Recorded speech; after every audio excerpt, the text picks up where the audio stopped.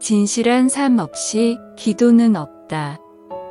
사람이 귀를 돌이키고 율법을 듣지 아니하면 그의 기도도 가증하니라. 본문은 하나님 말씀에 귀를 기울이는 것과 기도 생활의 밀접한 관계를 보여줍니다. 전자는 경건에서 비롯된 주의 깊은 태도입니다. 반대로 듣지 않는 것은 모든 삶에서 하나님을 부정하는 것이므로 가증스러운 것이며 무기력한 기도와 관련됩니다.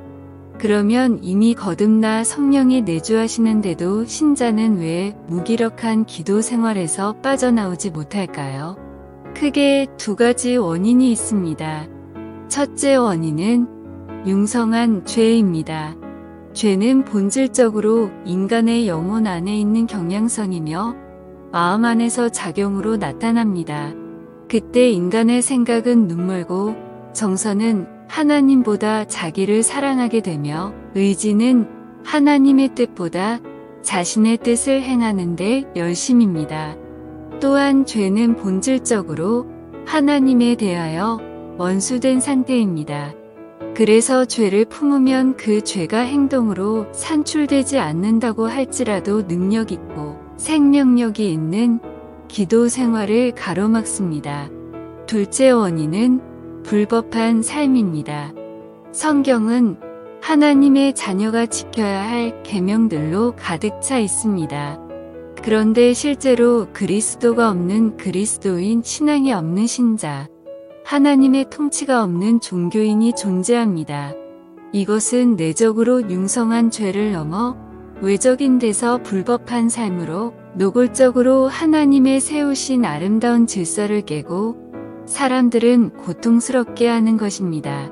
기독교 신앙의 생명은 진실에 있습니다. 진실한 삶 없이는 기도도 없습니다.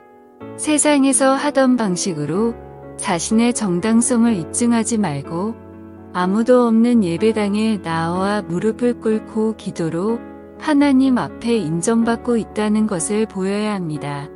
그러면 모든 것을 아실 뿐만 아니라 친히 작정하시는 하나님께서 우리에게 기도하라고 하시는 이유는 무엇일까요?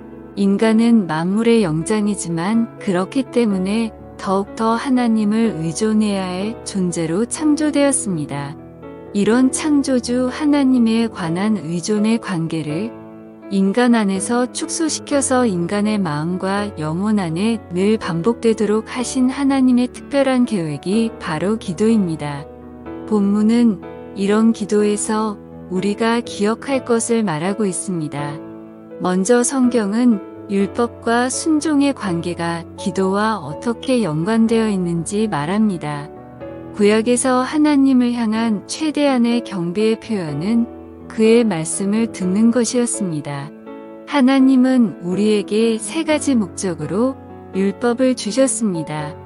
첫째는 당시 시민 생활을 규율하기 위해서였고, 둘째는 그 율법을 모두 지킬 수 없기에 예수님의 죽으심이 필연적임을 가르치신 것이고, 셋째는 하나님의 특별한 구원의 은혜를 입은 자들이 어떻게 살아야 할지 가르치신 것입니다.